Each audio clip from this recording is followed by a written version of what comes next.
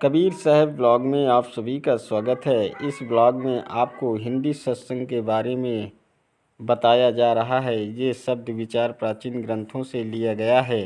सत्संग क्या है? सत्य प्लस संगत बराबर सत्संग। जहाँ सत्य का संगत हो, सत्य की चर्चा हो, उसे सत्संग कहते हैं। सत्संग का बहुत ही प्रभाव पड़ता है हमारे जीवन पर। आज से करीब 25 वर्ष पहले की बात है और ये सत्य है। राम बदला हुआ नाम, जो कि आरा ज़िले के रहने वाले थे। रामू कलकत्ता के एक कंपनी में सिक्योरिटी गार्ड की नौकरी करते थे। रामू को सत्संग सुनना बहुत पसंद था, तो वो हर रविवार को कोलकाता के धर्मोतला मैदान में सत्संग सुनाने जाया करते थे। सत्य एक ही है और वो ये है जो आप में, मुझ में, सबों में बोल रहा है। जीव आत्मा वही सत्य है।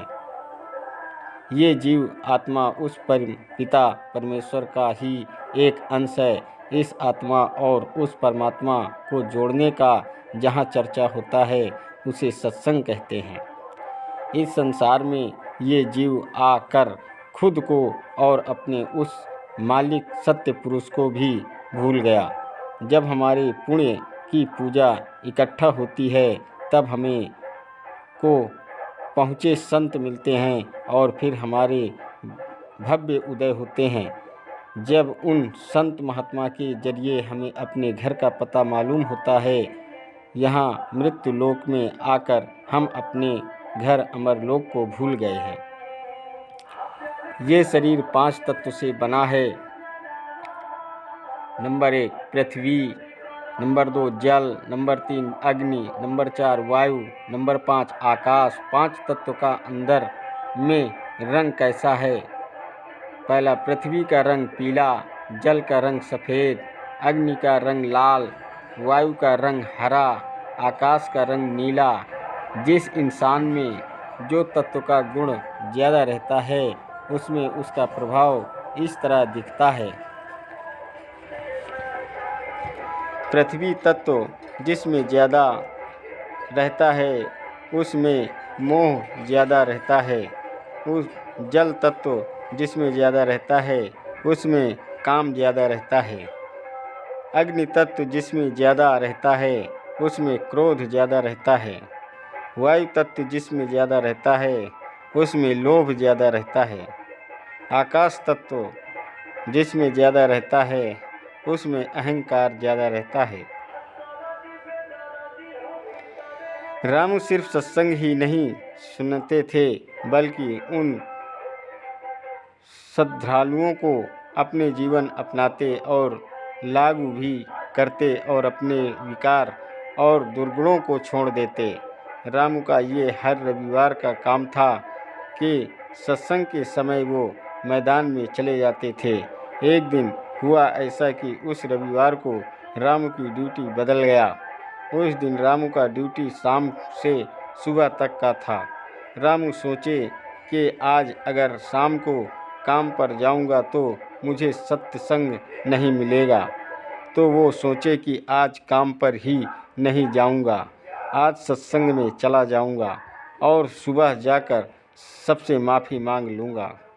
रामू उस दिन शाम को ड्यूटी पर नहीं गए और सत्संग में चले गए। जब सुबह हुआ तो रामू तैयार होकर डरते हुए ड्यूटी पर गए और जाते ही अपने सुपरवाइज़र से माफ़ी मांगने लगे।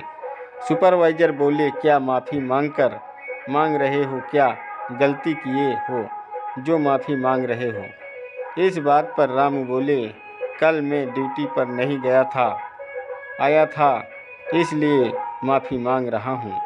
सुपरवाइज़र बोले, कल रात को तो तुम ड्यूटी पर आए ही थे, तो क्यों बोल रहे हो?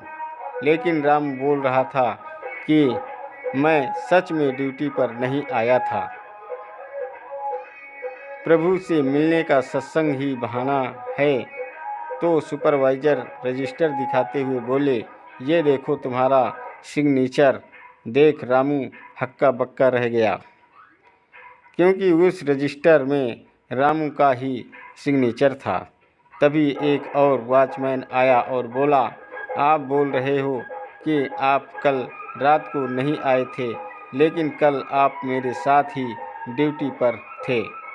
आप मुझसे तंबाकू भी मांग कर खाए थे।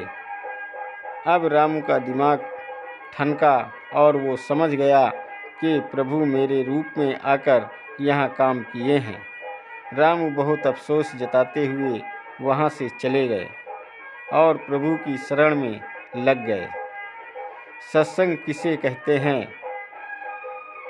जहाँ सत्य की चर्चा हो, जहाँ आत्मा को परमात्मा से मिलाने की चर्चा हो, उसे सत्संग कहते हैं। आत्मा कहाँ से आया है? आत्मा सत्यलोक से आया है और ये आत्मा उन सत्य पुरुष का ही एक अंश है। सच्ची मुक्ति कहाँ पहुंचकर मिलती है? सच्ची मुक्ति तब मिलती है जब जीव आत्मा सच्ची गुरु भक्ति करके मानसरोवर पहुंच जाता है। मानसरोवर में नहाने के बाद जीव आत्मा इस जन्म और मरण से मुक्त हो जाता है। मानसरोवर पहुंचकर सच्ची मुक्ति मिलती है। कलयुग की आयु कितनी वर्ष की है? कलयुग की आयु 4,32,000 वर्ष की गई है।